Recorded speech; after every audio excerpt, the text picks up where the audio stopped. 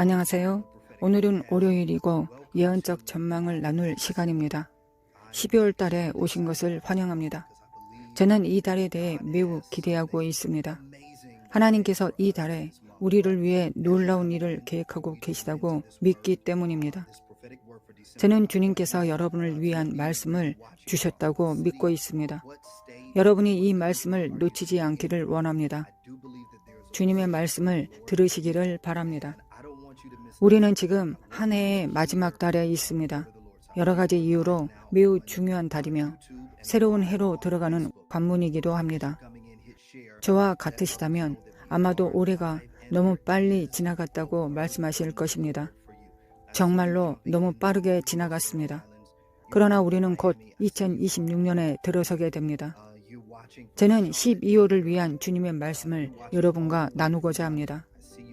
오늘 아침 기도 시간에 주님께서 제 마음에 주신 것을 여러분을 위해 나누고자 합니다. 이제 기도로 시작하겠습니다. 하나님 아버지, 또 다른 날, 또 다른 기회를 주셔서 감사합니다.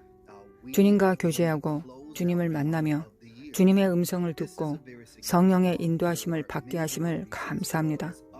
우리가 모든 것을 내려놓고 주님께 직접 들을 수 있기를 기도합니다. 우리를 인도하시고 길을 보여주시며 방향과 신적 지시 안에서 행하게 하옵소서. 하나님 아버지, 주님께서 이 달에 두신 의미를 우리가 깨닫고 주님의 계획과 목적 안에서 행하게 하옵소서. 예수님의 이름으로 기도드립니다.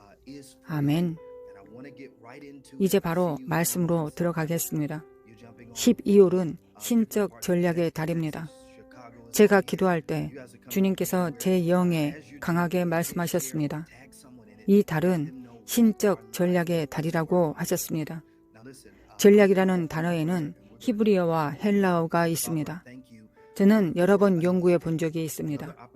전략이란 계획을 의미합니다. 또한 장치나 방법을 의미하기도 합니다. 어떤 일을 행하거나 성취하기 위한 방법입니다.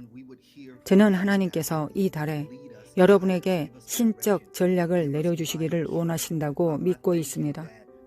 단지 지금 있는 자리만이 아니라 앞으로 나아갈 곳을 위해서입니다. 온수가 가장 싫어하는 것 중 하나가 바로 전략입니다. 그는 계획을 싫어합니다. 성경은 계획과 전략이 무엇을 의미하는지에 대해 통찰을 줍니다. 잠언 여러 구절을 빠르게 읽어드리겠습니다. 왜 전략이 필요한지 말씀드리겠습니다. 잠언 20장 18절은 이렇게 말합니다. 계획은 모력으로 세워진다고 했습니다. 이것은 하나님의 전략에는 반드시 신적 모력이 있어야 한다는 뜻입니다. 즉, 주님께서 여러분의 삶에 두신 신뢰할 만한 사람들이 여러분이 나아가는 길에 대해 말할 수 있어야 한다는 것입니다. 조심해야 합니다. 불안정한 사람들이 여러분의 삶에 말하도록 두어서는 안 됩니다. 어디로 가는지 모르는 사람들이 여러분의 삶에 말하도록 두어서는 안 됩니다. 누군가로부터 말씀을 받을 때 친구든 멘토든 누구든 그들의 삶을 살펴야 합니다. 아무도 완벽하지 않습니다. 모두가 여전히 주님 안에서 지어져 가는 중입니다. 모두가 무언가를 이루기 위해 노력하고 있습니다. 그러나 그 사람이 어디에 있는지를 살펴야 합니다. 왜냐하면 사람은 자신의 기름 부음뿐 아니라 자신의 경험의 깊이에서 말하기 때문입니다. 자신이 가보지 않는 곳으로 다른 사람을 데려가는 것은 거의 불가능합니다. 물론 드물게 주님께서 초자연적으로 사용하셔서 그 사람이 경험하지 않은 것을 말하게 하실 수도 있습니다. 저도 10년에서 12년 전쯤 어떤 사람에게 수백만 달러를 받게 될 것이라고 말씀드린 적이 있습니다. 그때 저는 그것을 경험하지 않았습니다. 그러나 주님께서 말씀하신 그대로 이루어졌습니다. 그러나 대부분의 경우 그 사람이 예정에서 어디에 있는지를 살펴야 합니다. 왜냐하면 그는 자신의 기름 부음뿐 아니라 경험의 깊이에서 말하기 때문입니다. 자신이 가보지 않은 곳으로 다른 사람을 인도하는 것은 거의 불가능합니다. 그러므로 지혜로운 모력을 찾을 때는 반드시 경험과 기름 부음을 가진 사람, 하나님의 계획과 목적을 이해하는 사람과 연결되어야 합니다. 주님께서 그들에게 보여주신 부분을 자신뿐 아니라 여러분을 위해서도 이해하는 사람이어야 합니다.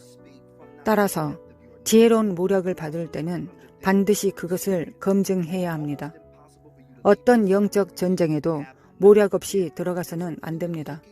어떤 영적 전쟁에도 모략 없이 들어가서는 안 됩니다.